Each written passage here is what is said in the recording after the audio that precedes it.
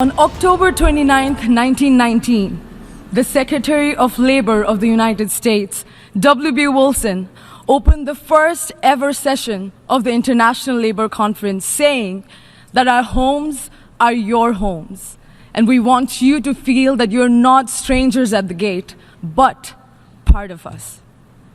And while we have made great progress in the last 100 years, including a Nobel Prize for using economic empowerment and social justice for peace, we've started to see regressions. There are too many countries in the world today that have shut those gates, becoming strangers in our interconnected and a codependent world. Excellencies, Secretary General, President of the General Assembly, heads of states and governments, distinguished guests, and our dynamic young people in the balcony.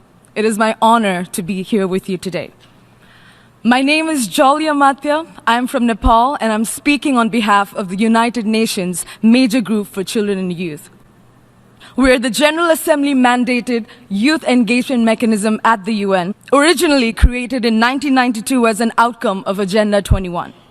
And these words come from a constituency of over 7,000 youth-led entities from over 170 countries and territories, from local informal grassroots groups to large youth-led organizations, some even older than the UN.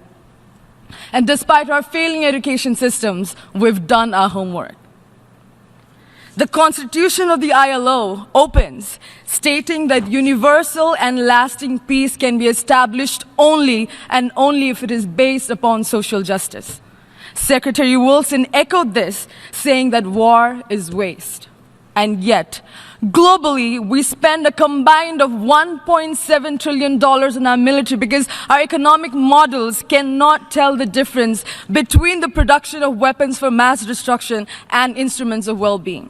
Our economic models see rises in executive pay as more beneficial than rises in workers' pay, which is why wages continue to stagnate and have stagnated despite massive rises in productivity.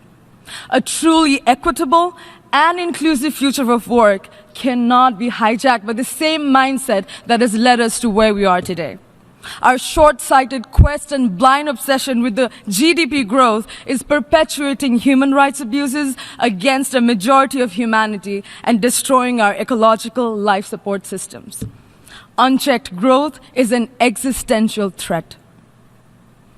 And in the midst of these crises, young people have jumped into action. Young people, we know that there will be no 200th anniversary of the ILO if we continue to steamroll our planetary boundaries and not take immediate and extreme action to reverse climate change. There are no jobs to protect if we're all dead. No jobs on a dead planet. The 8th ECOSOC Youth Forum took place this week under the theme of empowered, included, and equal. The session on SDG 8 had 3 key recommendations. 1, we must move beyond GDP and shift our economic models to the ones that value and measure the well-being of all and the integrity of the planet. We need alternative development strategies, including sustainable degrowth for the overconsuming. There's no future for an economic paradigm that puts growth and greed over people and planet. 2, the transitions that young people care about, the transitions that we care about is not just from school to work, but it is from ageist, undemocratic aristocracies to governance structures that are inclusive of all and is based upon intergenerational dialogue, participation, and collaboration. We do not need individual leaders. What we need is collective action that is based upon universality and equity. The Latin root of the word innovation actually means bringing old and new together into something greater than the sum of its constituent parts. And only equitable and inclusive democracies can create true innovation. 3, young people's trust in institutions are at an all-time low.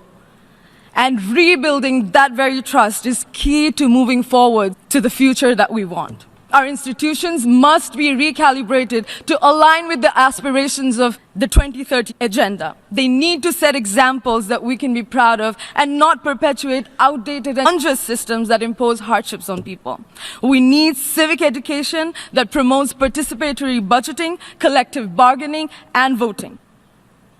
The first International Labour Conference in 1919 had 5 key agenda items: a working hour maximum, unemployment, women's employment, employment of children, and the prohibition of an extremely dangerous chemical in the workplace. And today, ladies and gentlemen, 100 years later, it should frighten us that we're still struggling to achieve these things. Again, universal and lasting peace can be established only if it is based upon social justice.